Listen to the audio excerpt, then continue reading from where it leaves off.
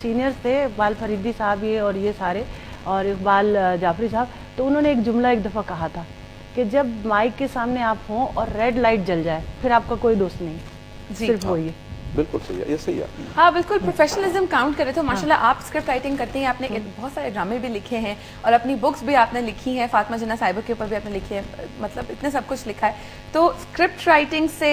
और फिर book writing में क्या आप मतलब मौजूद, क्योंकि आपने शुरू अपना एज ए एडिटर भी आपने किया है, एडिटिंग भी आपने किया अखबारों में, बड़े बड़े नामों के अखबारों में, डाइजेस्ट में भी लिखा है आपने, तो किस तरह से मैनेज करती रही और किस तरह से आना हुआ इस फील्ड में, रेडियो की तरफ किस तरह से आई, ये सब एक साथ सवाल पूछेंगे। अच्छा, नहीं रेडियो की तरफ तो इस तरह के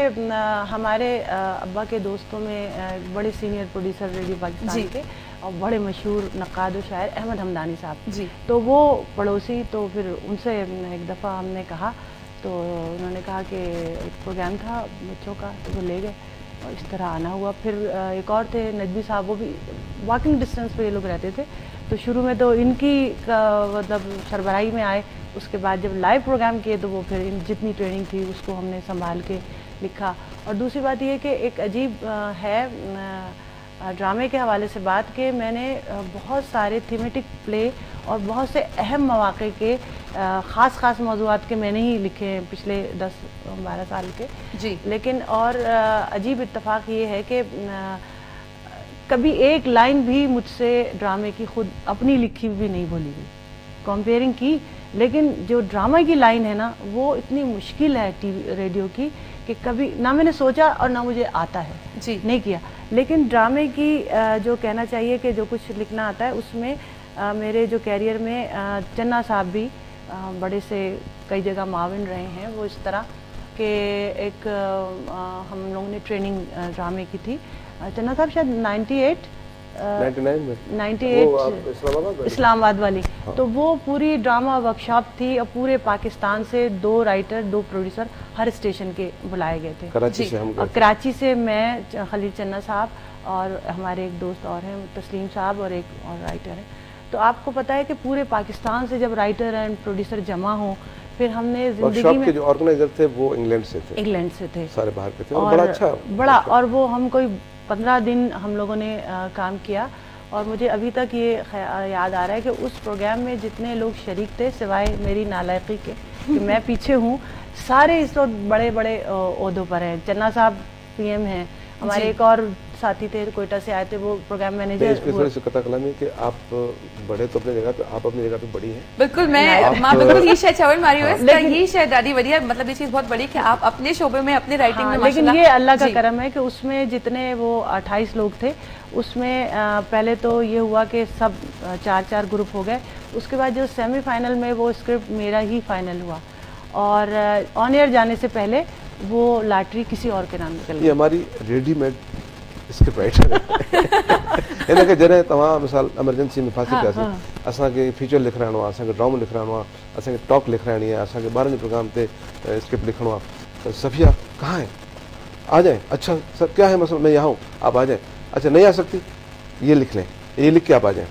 अच्छा जी मैं आ जाती, मतलब उनमें एकड़ी मतलब एवर रेडी हेल्प आउट करण जे लाइ ये लोग इहो हर माण्हू जो कम कोन्हे, बिल्कुल जे माण्हू वटि नॉलेज हूंदी आहे, जे माण्हू जो एक्सपीरियंस हूंदो आहे, जे माण्हू जो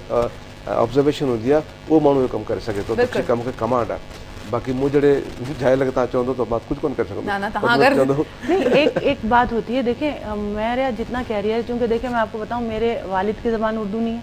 मेरे वालिद कश्मीरी, मैं कराची की पैदाइश हूँ, ज़ाहिर है सिंध की बेटी हूँ, मेरी माँ इराकी है, तो जो कुछ भी है ये रेडियो के ही लोग हैं जिन्होंने बोलने का तरीक़ा, किस तरह बोलना है, क्या करना है, शीन काफ कैसा, ये सारी देन जो है ना रेडियो पाकिस्तान की है। अच्छा, तरबियत इदारा तो है। अब ये तरबियत इस तरह होती थी कि हमें सिखाया भी जा रहा है कि आपने इस तरह, और हम दूसरों को जो देखते थे ना वो कितने लायक लोग, आप ये देखिए कि अगर आपने एक लफ्ज़ भी रेडियो से गलत अदा किया, अब तो फैशन है कि मुझे उर्दू नहीं आती और मैं गलत बोलती हूँ, नहीं ये आपका कसूर नहीं है, ये हमारे जो सरबाए ममलकत रहे हैं उनकी तरफ से शुरू हुआ कि मुझे उर्दू नहीं आती। आप ये देखिए कि सिंध में सबसे ज़्यादा जो है अरबी का जो तर्जुमा कुरान का हुआ सिंध में हुआ था जी, सबसे पहला जो तर्जुमा है दुनिया में सिंध में हुआ, और सबसे ज़्यादा जो है सिंध के जो रिच किस्म का अदब रहा है और उसका तो तर्जुमे आप देखें हम देखते थे, लेकिन क्या अब फैशन है कि वो मैं तो एहसास कम सफ़ी इसमें बताऊँ, फैशन प्राइवेट चैनल्स ते तो हूंदो, रेडियो पाकिस्तान या पाकिस्तान टेलीविज़न ते हाणे भी स्क्रिप्ट है, उनजा स्क्रिप्ट राइटर हूंदा आहिनि, स्क्रिप्ट बाक़ाइदा वेट कंदा आहिनि, उनजा स्क्रिप्ट प्रोड्यूसर अलॻि हूंदा आहिनि ऐं उहो स्क्रिप्ट जी ॿोली बि ॾिसबी आहे, उनजो प्लॉट ॾिसबो आहे, हुनमें उनजो मक़सदु ॾिसबो आहे, पॉलिसी ॾिसबी आहे, तमामु शयूं काउंट थींदियूं आहिनि, ईअं त केरु कोन थो करे सघे। अच्छा, उनमें ॿोली जेकी आहे उहा तमामु अहमियत जी हामिल आहे, उहा काउंट थींदी आहे। ग़लति ॿोली अॼुकल्ह त फैशन आहे, जीअं सफ़िया साहिबु चयो, इहो फैशन कोन्हे, इहा पंहिंजी कमज़ोरी लिकाइण आहे, फैशन कुझु कोन्हे। मां त चवां थो त मां त हिन जे लाइ सख़्तु ख़िलाफ़ु आहियां, तव्हां ॿोली जेकी 5000 साल पुराणी ॿोली आहे असांजी, ऐं उनखे असां बिगाड़ियूं त असां ई बिगाड़े सघूं था, ऐं असां रुगो कमर्शियल जेके चैनल्स आहिनि रेडियो या टेलीविज़न, उन्हनि जो जी मजबूरी आहे, छो त उनखे बिज़नेस करिणो आहे, उन बिज़नेस में उहे वीचारा मजबूर आहिनि, लेकिन जेके गवर्नमेंट जा इदारा आहिनि उन्हनि जी ड्यूटी आहे। तव्हां ॾिसो रेडियो पाकिस्तान, PTV हिन वक़्तु उन जा ई माण्हू मुख़्तलिफ़ चैनल्स ते कमु कनि था पिया, बिल्कुलु ट्रेंड आहिनि, ऐं उहो ई स्टाफ आहे या उहो ई जेको तव्हां वटि मटीरियल आहे उहो बि इस्तेमालु थो थिए पियो, ऐं उहे माण्हू थियनि पिया था। छो जेकॾहिं इहो हुजे हा त भला ॿिया माण्हू किथां ॿाहिरि आणनि हा, बिल्कुलु ठीक चयो पिया। हिते ज़रूर ही सवाल तव्हां सां गॾु कंदसि। माशाल्लाह हेतिरा सारा नाला वॾा वॾा आहिनि जेका रेडियो सां पंहिंजी इब्तिदा कई आहे, माशाल्लाह हाणे एक्टर बि आहिनि, डायरेक्टर बि आहिनि, प्रोडक्शन में बि आहिनि, राइटिंग में बि आहिनि, मतिलबु रेडियो ई हुनजी बेस तालीम रही आहे। त तव्हां बि माशाल्लाह प्रोग्राम मैनेजर आहियो, तव्हांजी नज़रनि खां बि हेॾा वॾा वॾा माण्हू गुज़रिया हूंदा, कहिड़े माण्हुनि खे तव्हां पाण इंट्रोड्यूस करायो आहे हिन फील्ड में, हुनजे बारे में तव्हां कुझु ॿुधायो। रेडियो में कुझु अहिड़ा माण्हू बि आहिनि जेके ॿिए हंधि त पॉपुलर थिया पर रेडियो में कॾहिं कमु कोन कयो। सलाउद्दीन तुंहिंजो एॾो वॾो आर्टिस्ट आहे, हुन रेडियो में कॾहिं कमु कोन कयो, पर हुनखे मां वठी आयुसि रेडियो ते, स्टार्ट मूं कयो रेडियो में। ठीकु, सानिया सईद जेकी असांजी तमामु सुठी उनखे रेडियो में इंट्रोड्यूस मूं करायो। तव्हांजी गज़ल सलाम जेकी हाणे कान्हे हिते पाकिस्तान में ॿाहिरि आहे, उनखे कमर्शियल में बि मूं इंट्रोड्यूस करायो, जेके वॉइस ओवर हूंदा आहिनि, छो त मां पाण वॉइस ओवर कंदो आहियां ऐं हूअ बि कंदी, हुनखे मूं इंट्रोड्यूस करायो सानिया सईद खे। असांजो हिकिड़ो प्रोग्राम हूंदो रेडियो पाकिस्तान में पज़ल टाइम जे नाले सां, त हिकिड़ो असांजो आर्टिस्ट बि आहे, हिते बि रहियो आहे, हिन महिल त वॾो सुठी जाइ ते आहे, रऊफ़ कंदर साहिबु, उहो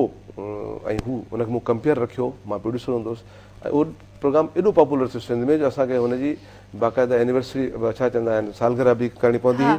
ऐं उनखां अलावा असांजो फाइनल जेको प्रोग्राम कयो हाई लेवल ते थियो। मक़सदु चवण जो इहो आहे त रेडियो में तव्हांजो जेको सुवाल हो त कहिड़ा कहिड़ा माण्हू इंट्रोड्यूस कराया, खोड़ सारा कहिड़ा कहिड़ा नाला तव्हां ॿुधाया। अहमद मेमण जेको तव्हांजो सुठो आर्टिस्ट आहे टेलीविज़न जो रेडियो जो, अहमद हुसैन मेमण, अहमद मेमण, उहो इहो रऊफ़ कंदर। ज़रूर ख़ाली साहब तव्हां सां गॾु कंटिन्यू कंदा, तव्हां पाण ई रेडियो जा माण्हू आहियो, तव्हांखे ख़बर हूंदी त ब्रेक केतिरी इंपॉर्टेंट आहे। हिकिड़ी ब्रेक वठी, ब्रेक न हूंदी आहे, हिते ब्रेक त आहे, ब्रेक वठूं था, हिकिड़ी नंढी ब्रेक खां पोइ वापसि अचूं था।